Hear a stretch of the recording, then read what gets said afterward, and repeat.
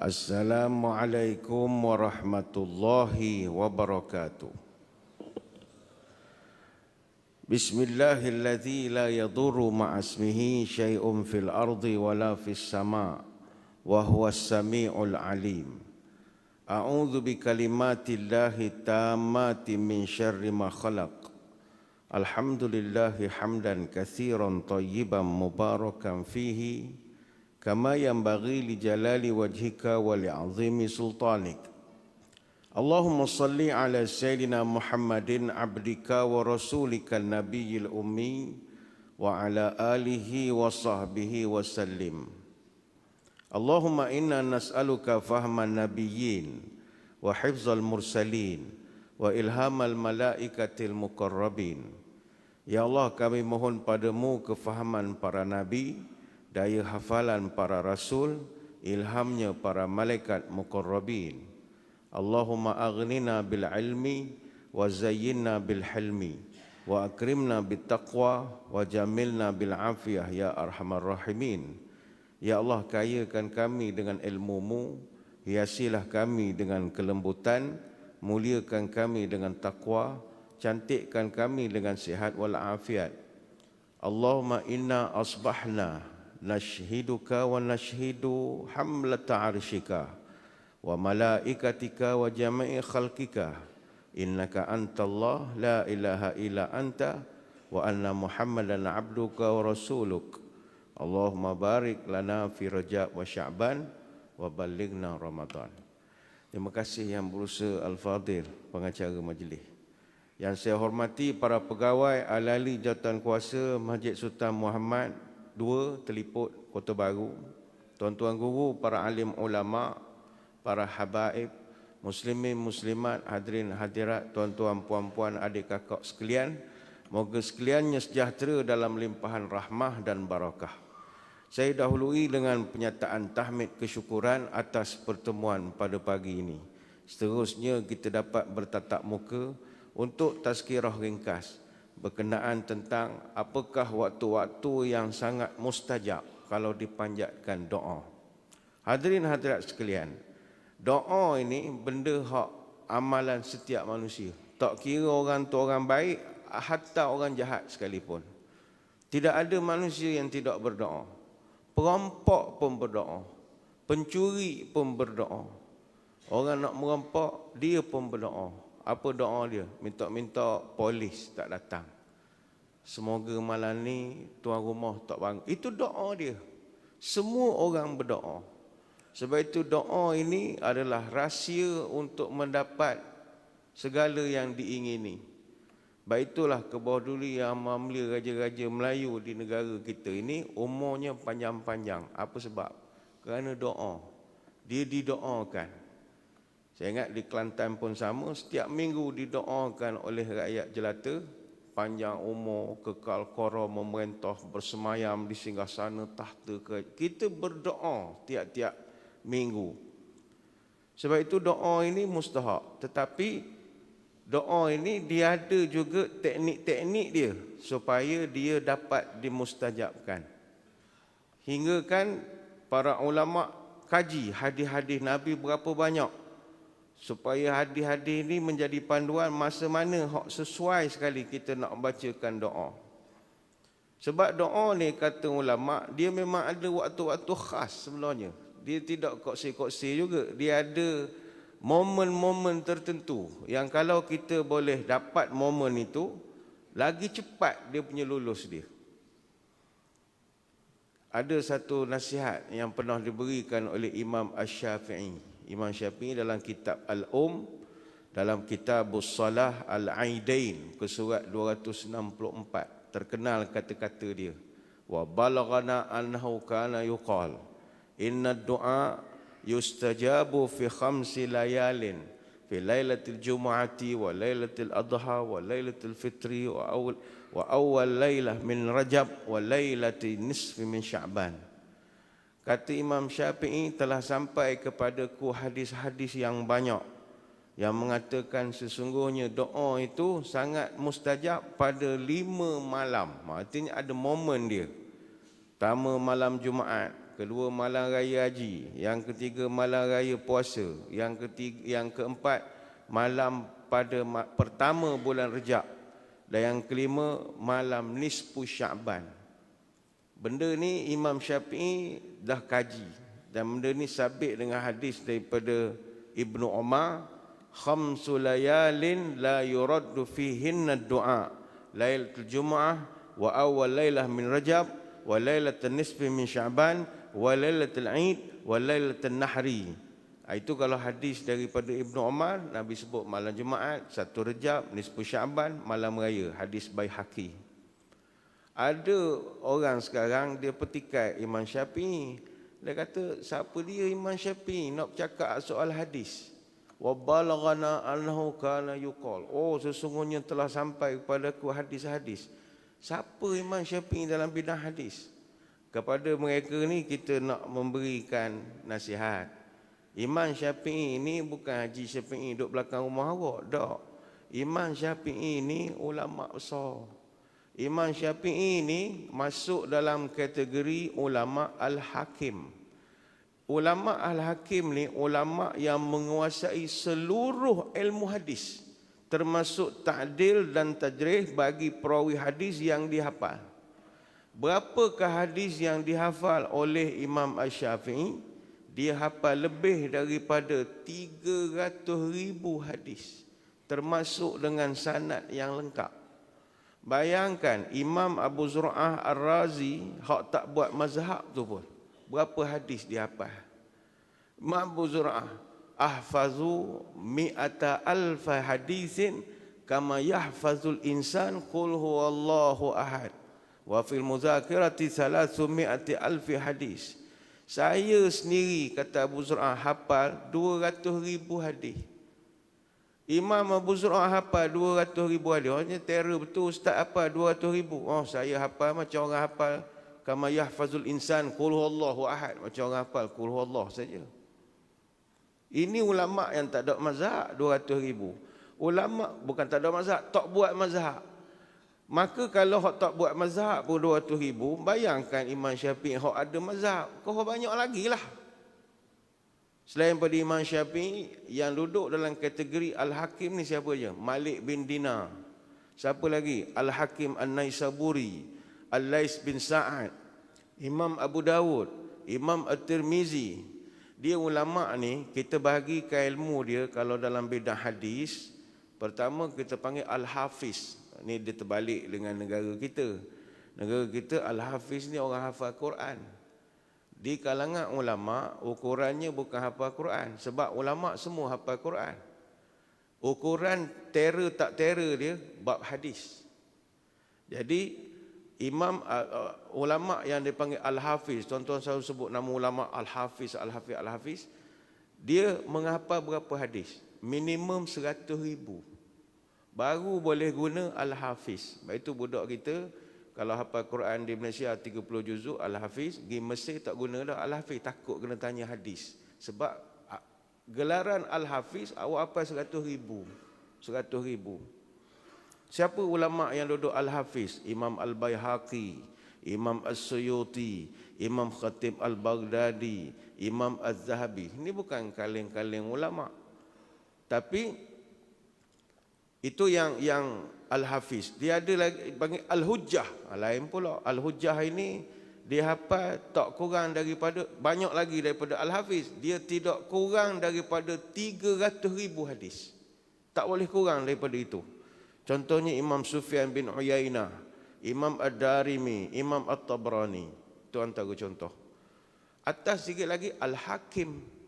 Atas lagi, level paling tinggi Amirul Mukminin fil Hadis. Orang lagi tinggi. Antaranya Syu'bah bin Hajjaj, ataupun Sufyan Ats-Tsauri, ataupun Ishaq bin Rawahai, ataupun Ahmad bin Hanbal. Termasuklah juga Imam Bukhari, Daraqutni, dan kalangan mutaakhirin pun ada, iaitu Ibn Hajar Al-Asqalani. Jadi ini ulama-ulama yang saya sebutkan tadi, ini bukan kaling-kaling ulama. Maka kepada orang muda, bila dengar Imam Syafi'i kata wa balagha annahu yuqal, oh telah sampai padaku hadis. Siapa Imam Syafi'i? Bukan saudara awak ni. Ini ulama hak apa 100,000 hadis. Dia dah kaji banyak hadis Dia mengatakan ada 5 waktu yang mustajab pada pemerhatian aku. Maka kata dia, wa ana astahibbu kullu ma hakaitu fi hazil layali min ghairi an yakuna fardan. Dan aku menganggap mustahab, dianjurkan amalan-amalan soleh dilakukan pada malam-malam itu selain daripada amalan fardu yang biasa dilakukan. Baik, apakah waktu-waktu yang sangat bagus berdoa? Nombor 1 sekali kata ulama, setiap akhir salat, iaitu sebelum memberi salam. Tadi kita sembahyang subuh, baca tahiyat, fil alamin innaka hamidum majid, assalamualaikum warahmatullahi. Sebelum beri salam itu adalah sangat mustajab berdoa. Jaufal lailil akhir wa duburis salawatil maktubat. Ketika Abu Umamah Al-Bahili, dia cerita ada orang tanya kepada Nabi, ya Rasul, masa bilakah Tuhan paling dengar doa seorang hambanya? Jaufal lailil akhir wa duburis salawatil maktubat. Doa yang dibacakan di tengah malam dan yang dibacakan di akhir solat fardu. Hadis riwayat Imam Tirmizi dan juga An-Nasa'i dalam Al-Kubra. Para ulama ada khilaf lah tentang yang dimaksudkan perkataan duburas salawati. Apakah yang dimaksudkan duburas salawati ini? Tapi umumnya mereka bahas adakah sebelum salam ataupun selepas salam. Kita pun bacalah perbahasannya, didapati ramai yang mengatakan sebelum salam. Jadi kita lepas fil alamin innaka hamidum majid, sebelum beri salam bacalah dulu apa doa-doa. Soalannya, nak baca doa apa? Doa lulus SPM? Doa minta lulus beli tanah? Tak. Doanya adalah sabit dengan panduan hadis. Nabi suruh doa minta lindung dari fitnah Dajjal. Artinya ada doa spesifik. Boleh nak doa benda lain, tapi kita ittiba' sunnah. Ikut sunnahnya, Nabi doa minta jauh daripada Dajjal. Sebagaimana riwayat Bukhari dan Muslim dan juga ada juga Nasa'i. Semua ambil daripada Aisyah. Aisyah cerita, tak tinggal baca doa, Allahumma inni a'udzubika min azabil qabri wa a'udzubika min fitnatil masihid dajjali. Ya Allah, jauhkan aku daripada siksa kubur dan juga fitnah Dajjal, fitnah Masih ad-Dajjal. Sama juga dalam hadis daripada Abu Hurairah, juga benda yang sama. Nabi doa minta jauh daripada 4 perkara. Allahumma inni a'udzubika min azabi jahannam wa min azabil qabri wa min fitnatil mahya wal mamati wa min syarri fitnatil masihid dajjali. Begitu mustahaknya membacakan doa ini, terkenallah ada satu orang tokoh ini dalam Sahih Muslim, bab al-masajid wa mawadi'us salah, bab at-ta'awuz min azabil qabri wa min azabi jahannam. Imam Nawawi juga ada syarahkan satu peristiwa pernah berlaku kepada Imam Tawus. Imam Tawus ni salah seorang daripada tokoh tabi'in yang terkenal. Dia tak pernah jumpa Nabi, tapi dia pernah bertemu dengan 50 sahabat Nabi. Jadi dia berguru dengan sahabat-sahabat Nabi. Terkenal di dalam sejarah orang yang buat haji sebanyak 40 kali. Dan dia rasa semua hajinya tu tak dapat haji mabrur pun. Dia ni tawaduk sungguh lah. Kita baru pergi haji sekali rasa masuk surga dah. Dia 40 kali pergi haji. Dia rasa Allah jauh lagi. Dia orang tawaduk. Dan dia antara orang yang terkenal mustajab doanya. Kata Ibn Uyainah ada 3 orang yang menjauhi penguasa dan sangat mustajab doanya. Salah seorangnya adalah Tawus. Ada lagi As-Sawri dan ramai lagi lah. Mereka ni menjauhi penguasa, jenis tak mengikut orang besar. Dia tasawuf sikit lah.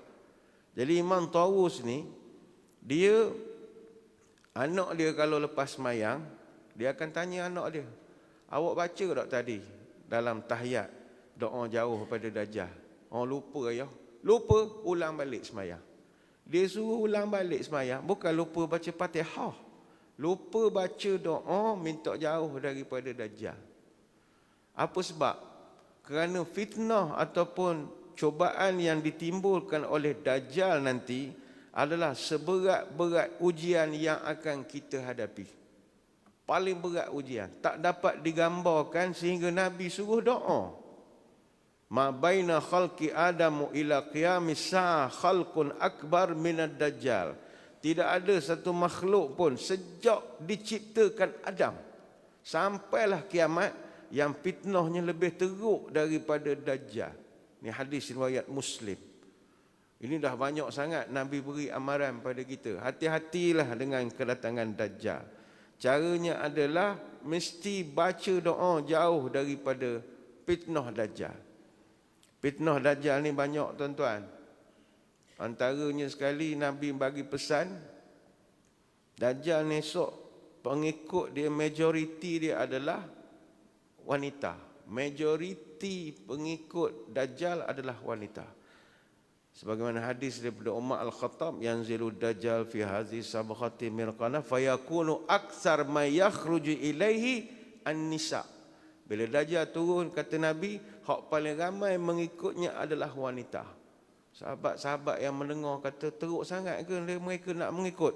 Hatta inna rajula yarji'u ila hamimihi wa ila ummihi wa ibnatihi wa ukhtihi wa ammatihi fayusiquha ribata mahafatan an takhruj ilaihi. Begitu teruknya ketika itu sehinggakan orang laki-laki setiap kali keluar, macam kita pergi masjid ni, akan lorat nak balik sebab khawatir orang-orang perempuan yang ada di rumah sibuk nak cari Dajjal. Sehingga kan kata Nabi, yarji' ila hamimih wa ila ummatihi wa ibnatihi wa ukhtihi wa ammatihi. Sehingga kan kita berlari cari mana mak kita, isteri kita, adik perempuan kita, kakak kita, anak-anak perempuan kita. Fayusiquha ribata, kita ikat di tiang, terpaksa ikat. Makhafata an takhruj ilaihi, kerana mereka memang nak keluar pergi jumpa Dajjal. Kita terpaksa pergi DIY lu, beli siap dah rantai, kunci siap-siap. Berat tuan-tuan. Hadis ni dalam Musnad Imam Ahmad dan ditahqiq oleh Syekh Ahmad Syakir. Mana bukan reka-reka ni. Begitu beratnya ujian Dajjal. Sehingga kan Nabi pernah sebut, man sami'a bid-dajjali falyan'a anhu. Nanti kalau kamu mendengar Dajjal dah mari, jangan gi, kata Nabi. Jangan gi. Macam kita di Malaysia ni kan, netizen kan suka mengkaji. Dia suka buat kajian, busybody, hal rumah tangga orang, dia korek rahsia, cari sana, cari sini. Bab Dajjal Nabi kata, mu jangan busybody.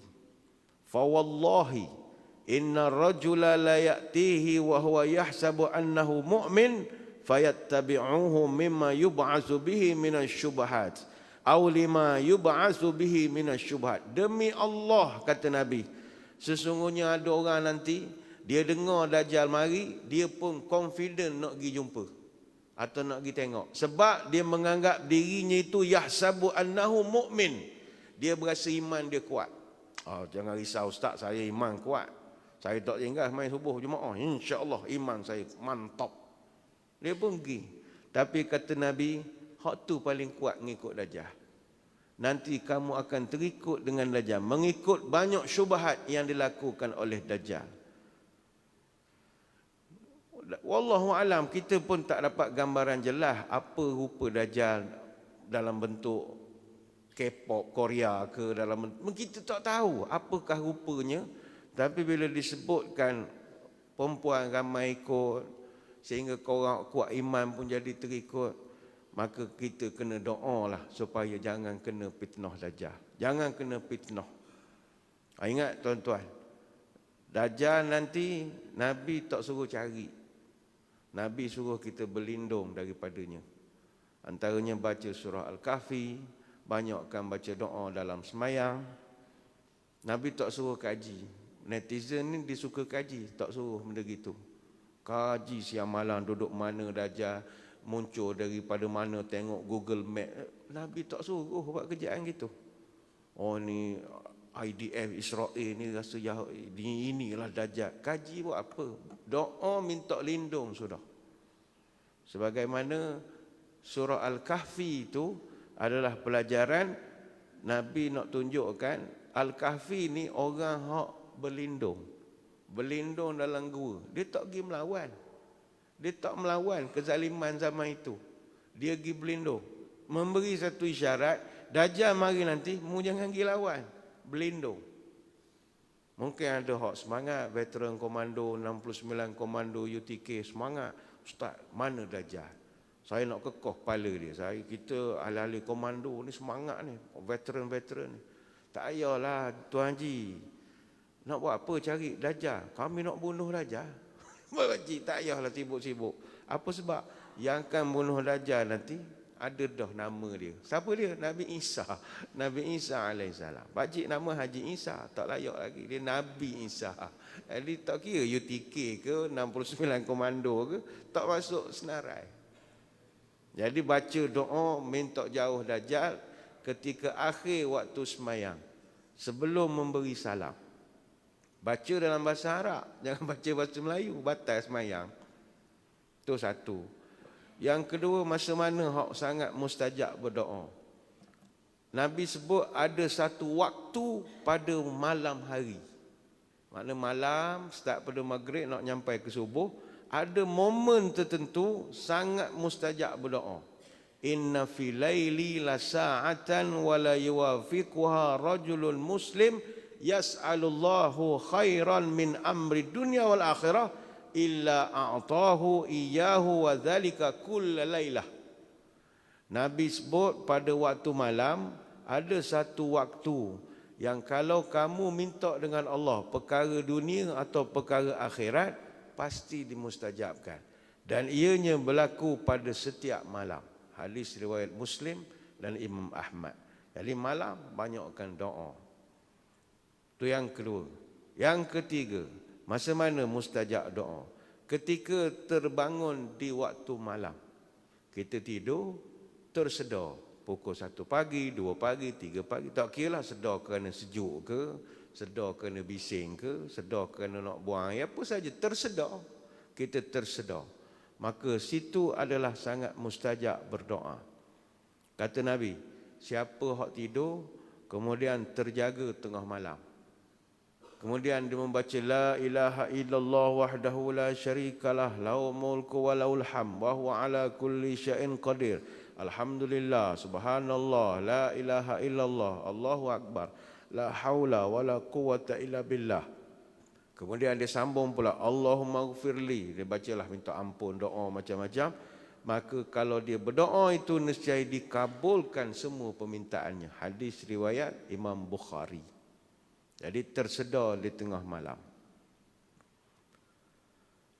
Ada juga ulama yang menambahkan tidur yang dimaksudkan terjaga jadi mustajab itu adalah tidur yang dimulakan dengan berwuduk. Lain pula ada huraian tambahan lah. Artinya sebelum tidur ambil air semayang dulu. Hak ni payah nak buat kecuali orang hak fikir nak cari fadilat ganjaran kehidupan satu lagi lah, alam kubur, alam akhirat. Dia akan nak berwuduk sebelum tidur. Tidur berwuduk ni memang banyak manfaat.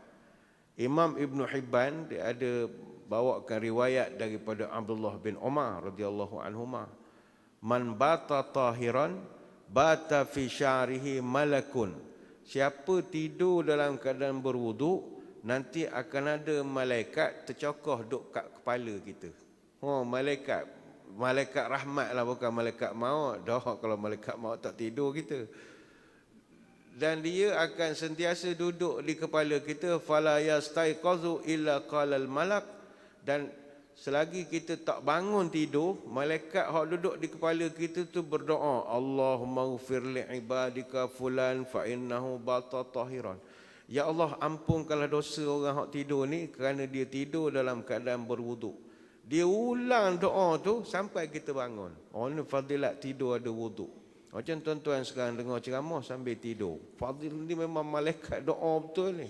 Dahlah ada wuduk, dalam masjid, iktikaf, dengar ceramah. Rasa 3-4 malaikat doa ke tuan-tuan. Teruskan, tak ada masalah. Tidur. Tak ada masalah. Tidur, tak ada masalah. Besar fadilat tidur berwuduk macam kita sekarang. Memang besar fadilat. Apa lagi waktu-waktu hak mustajab kalau berdoa? Satu waktu pada hari Jumaat. Berdasarkan hadis daripada Abu Hurairah radhiyallahu anhu, inna fil jum'ati la sa'atan la yuwafiquha muslimun qa'imun yusalli yas'alullah khairan illa a'tahu iyyahu wa qala biyadihi yuqalliluha yuzahiduha. Nabi cerita pada hari Jumaat ada satu waktu sangat mustajab berdoa. Kalau bertepatan waktu tu dengan doa, pasti akan dimustajabkan. Dan Nabi memberi isyarat biyadihi wa qala biyadihi. Nabi tunjukkan tangannya yuqalliluha. Waktunya itu singkat saja kata Nabi. Mana Nabi wallahu alam bentuk isyarat macam mana, tapi dia tunjuk waktu tu pendek saja. Hadis riwayat Bukhari dan Muslim. Ulama berbeza pendapat tentang makna hadis ini. Dalam kitab Al-Minhaj ada dibahaskan panjang lebar lah perbahasannya. Ada yang mengatakan waktunya ketika khatib masuk masjid. Waktu khatib jangan mari awal sangat masjid hari Jumaat. Khatib dia kena mari ngelah-ngelah.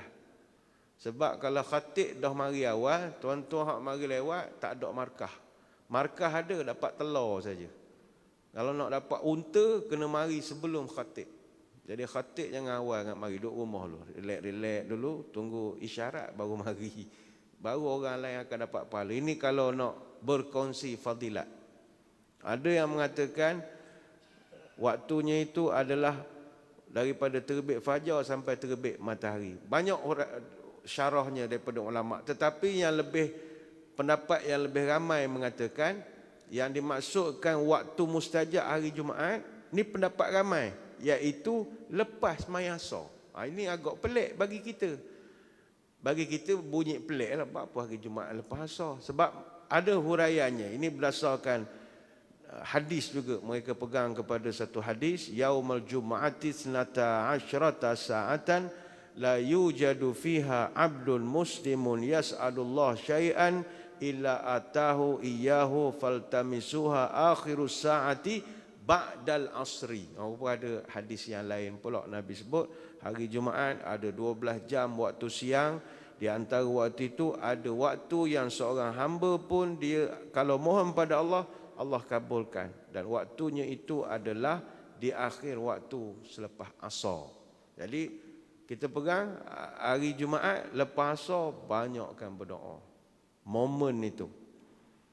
Apa lagi waktu-waktu yang mustajab berdoa? Ketika turun hujan. Ini masa hujan, tuan-tuan rugi tak doa. Kita duduk Pantai Timur, hujan sokmo, jadi kita tak berasa hujan tu sebagai rahmat. Dalam hadis daripada Sahal bin Sa'ad disebutkan, sintani la turaddani ad-du'a indan nidai wa tahtal matari. Ada dua doa kata Nabi tidak tertolak. Pertama sekali doa masa azan. Bilal tengah azan, Allahu Akbar, Allahu Akbar, doa. Sambil dia azan, sambil kita berdoa. Baik itu orang marah kalau bercakap masa doa. Bukan marah dia bercakap. Marah kerana dia tak gunakan percakapan itu sebagai doa. Kan kita sembang je, wah masa orang azan. Bila orang suruh berhenti cakap, mana ada dalil. Okey, tak apalah, kita bukan nak kelahi bab dalil. Kita nak kelahi bab awak rugi. Cakap benda bisnes, benda rugi. Baik doa bisnes. Ya Allah, jadikanlah perniagaan aku bagus gini. Sebab momen itu an-nida, Nabi sebut ketika azan mustajab berdoa. Dia tak boleh cakap bila dengar Quran. Pasal Quran tak boleh cakap. Azan boleh berdoa. Bercakap tu bukanlah kata boleh cakap, boleh berdoa. Yang kedua Nabi sebut adalah ketika turunnya hujan. Hadis riwayat Al-Hakim. Sebab itu orang kita dia tidak berapa appreciate hujan. Orang Arab dia sangat jaga sangat waktu berdoa masa hujan. Sebab dia tahu hujan ini benda hot rare berlaku. Saya dulu masa ngaji di Mesir, ada sekali tu madah memang susah lah mantik. Mantik ni dia payah, dia ilmu falsafah kan, ilmu berujah. Kambing berkaki empat, meja berkaki empat, meja dengan kambing adalah sama. Falsafah. Macam mana kambing dengan meja sama? Itu falsafah. Jadi kita pun jadi Macam jadi ahli fikir, pening. Memang susah subjek mantik. Hari tu memang pergilah periksa. Tengah-tengah periksa, hujan. Bila hujan dalam dewan periksa tu, hujan tu di luar. Budak pelajar Arab bangun keluar dewan. Termasuk pengawas peperiksaan. Keluar belaka. Doa. Hak tinggal dalam dewan periksa, budak Malaysia, budak Tani, budak Thailand, budak Indonesia, Brunei. Hak jenis dah biasa sangat dengan hujan. Arab semua keluar. Semua berdoa. Allah, Allah, Allah. Kita ada dalam jadi pelik. Kenapa dia semua pergi berlari keluar? Jadi bayang dewan peperiksaan kosong. Tinggal budak-budak Nusantara, Asia Tenggara. Jadi ini seolah-olah memberi peluang pada kami untuk berbincang. Paksa. Jadi tidak niru bincang. Dia bukan jawapan objektif. Susah menjawab benda. Barak gitu. Barak. Alhamdulillah lulus jugalah. Sabit ke hujan. Barangkali doa siapa-siapa tu hujan. Jangan main hujan ni. Waktu orang Arab datang Malaysia suka sangat. Hari hujan, buka tingkat ulu kepala. Suka nak main hujan. Bagi dia rahmah, barakah.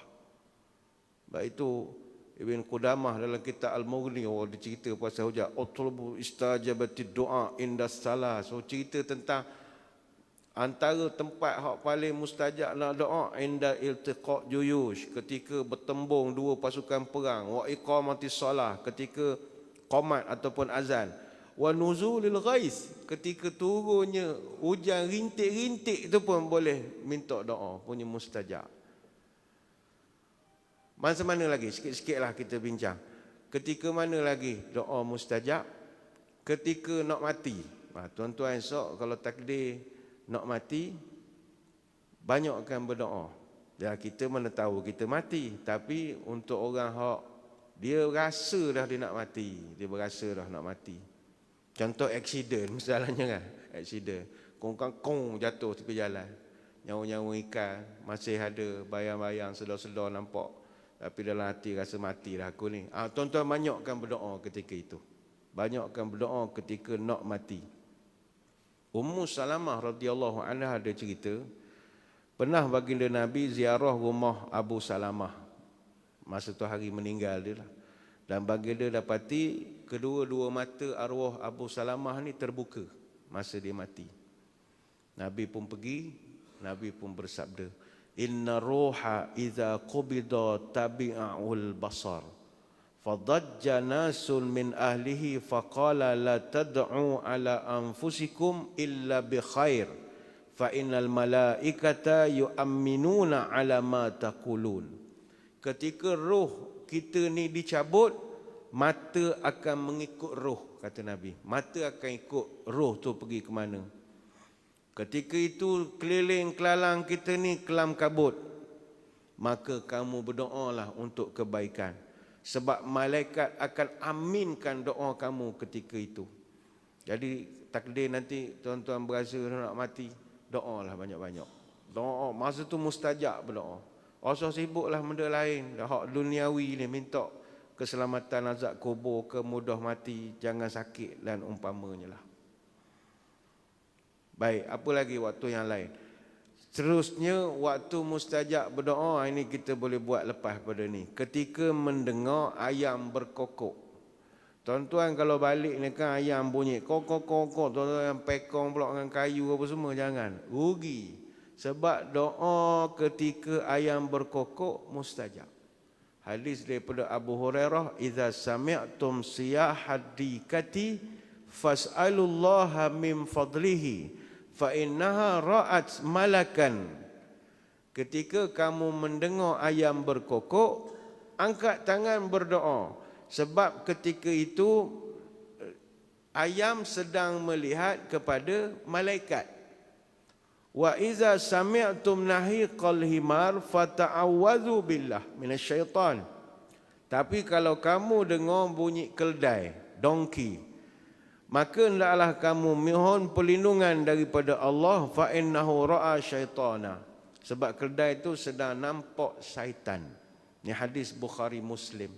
Jadi kita balik kampung atau di rumah kita bunyi ayam, kok, dia nampak malaikat. tuan-tuan berdoa, ya Allah gini doa. Tapi kalau pergi negara Arab, pergi ke Mesir ke mana-mana, nampak kedai bising bangun apa semua, minta jauh daripada syaitan. Sebab kedai itu sedang dia nampak syaitan. Ini hadis riwayat Bukhari Muslim. Apa lagi, ini yang terakhir lah.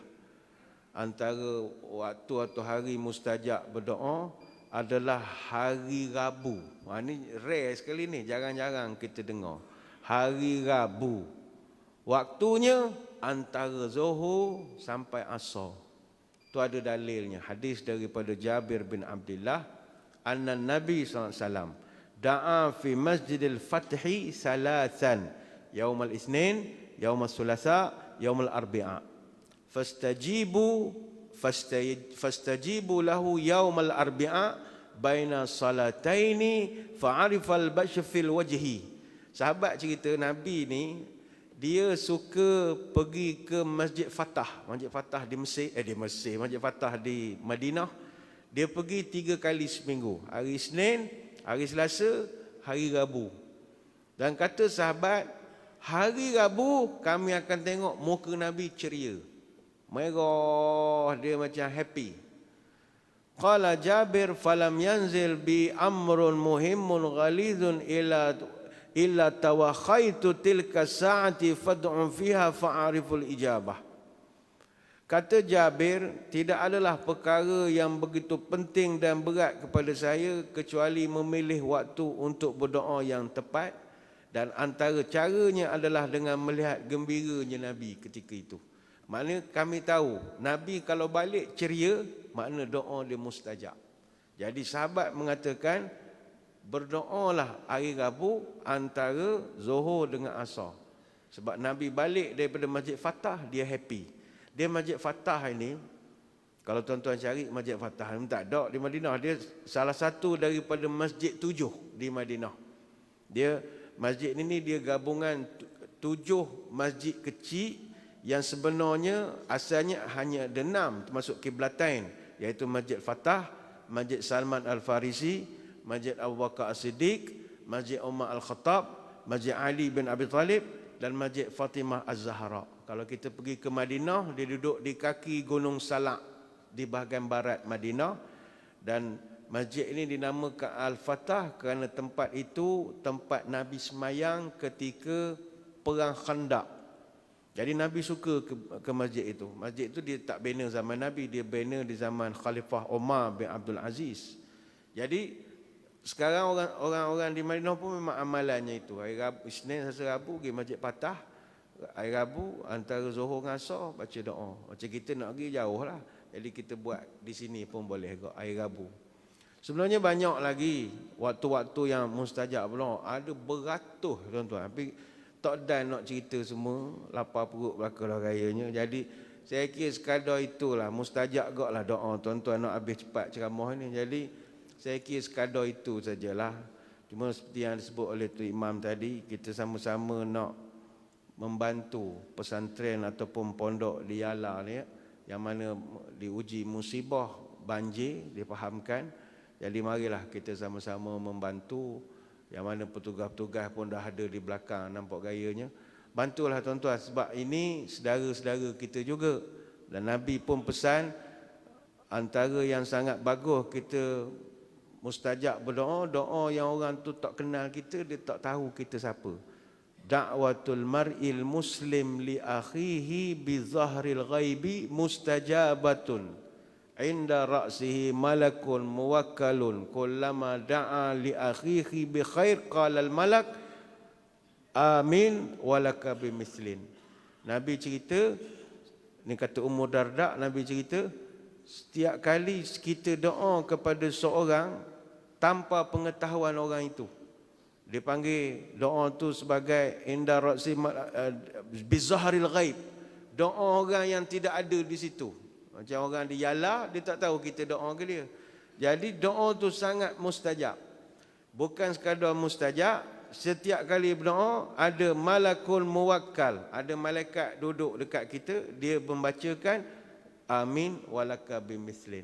Contoh kita doa, ya Allah berikanlah pada saudara-saudara kita di Yala ini keselamatan, kesejahteraan, jauh pada musibah. Malaikat yang duduk sebelah, dia doa, amin walaka bimislin. Amin, awak pun dapat selamat juga. Kita dapat doa yang kita bacakan. Dia doa untuk orang ni, dia macam bola. Baling ke dinding, balik kita. Lepas tu biar doa yang baik-baik je ke orang. Artinya kalau doa tak molek ke orang pun balik kita juga. Jadi doa biar doa molek-molek sajalah. Jadi begitulah hadirin hadirat muslimin muslimat sekalian. Perkara-perkara yang dapat kita kongsikan pada pagi ini, walaupun ada banyak lagi, saya kira sekadar itu dulu. Amalan-amalan doa yang boleh dibacakan pada waktu-waktu istimewa.